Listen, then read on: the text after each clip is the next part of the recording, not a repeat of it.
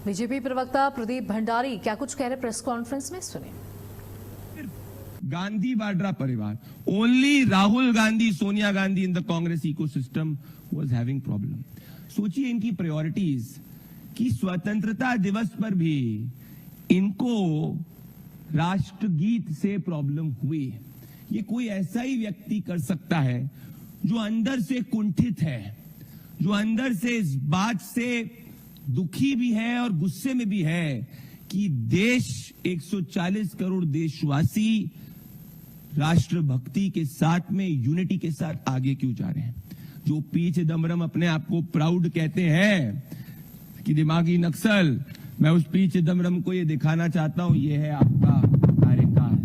जब जितने भी नक्सली आतंकी थे उनमें से एक को भी कांग्रेस पार्टी ने नहीं मारा, और प्रधानमंत्री नरेंद्र मोदी जी और गृह मंत्री अमित शाह जी के एग्जीक्यूशन में जितने भी नक्सली टॉप कमांडर्स हैं वो सबको निस्तानबूद किया गया, और गरीब आदिवासी जो इससे प्रताड़ित थे उनको बचाया गया। देश ने नक्सली समस्या का अंत किया, और कल ही कारेगुटा की पहाड़ी बस्तर में राष्ट्रगीत, राष्ट्रगान और तिरंगा लहराया था।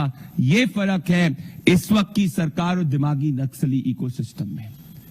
तो कांग्रेस पार्टी की सोनिया गांधी और राहुल गांधी को तो माफी 24 घंटे के अंदर माननी ही चाहिए। They need to apologize to every patriotic Indian who is in deep anger and rage after seeing what the Congress committed.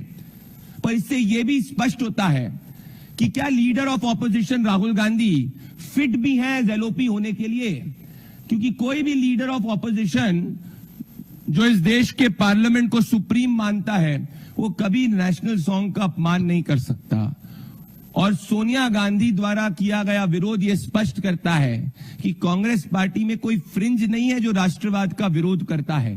Congress party की पॉलिसी है वंदे मातरम का विरोध करने की। It's their policy to oppose anything which is patriotic. Towards the end मैं 5 सवाल सोनिया गांधी और राहुल गांधी से पूछना चाहता हूं।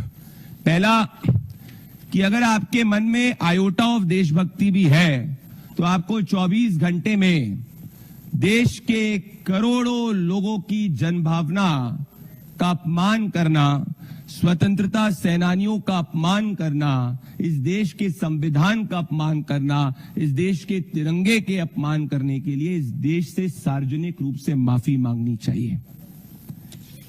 पर ये माफी मांगेगी नहीं, क्योंकि जो पूरा दिमागी नक्सल इकोसिस्टम है उसके सरगना पॉलिटिकली उसका संरक्षण राहुल गांधी करते हैं।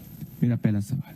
मेरा दूसरा सवाल, कि जब ऑडियो राहुल गांधी का सामने आ गया जिसमें ये स्पष्ट है कि उन्होंने कहा कि we do not want to sing Vande Mataram, क्या ये क्लियर नहीं होता? और जब ये क्लियर हो गया कि केरला की कांग्रेस की सरकार ने भी वंदे मातरम के ऑफिशियल इवेंट को स्किप किया, क्या इससे क्लियर नहीं होता कि जितने भी कांग्रेस पार्टी पे आरोप लगते थे कि वो उसके आयोटा में नेशनलिज्म और पेट्रियोटिज्म नहीं है, क्या वो सही नहीं साबित होते? तीसरा, इससे यह भी प्रूव होता है कि जो जयराम रमेश ने बोला वो भी सरेआम झूठ है। और इसी के साथ बुलेटिन में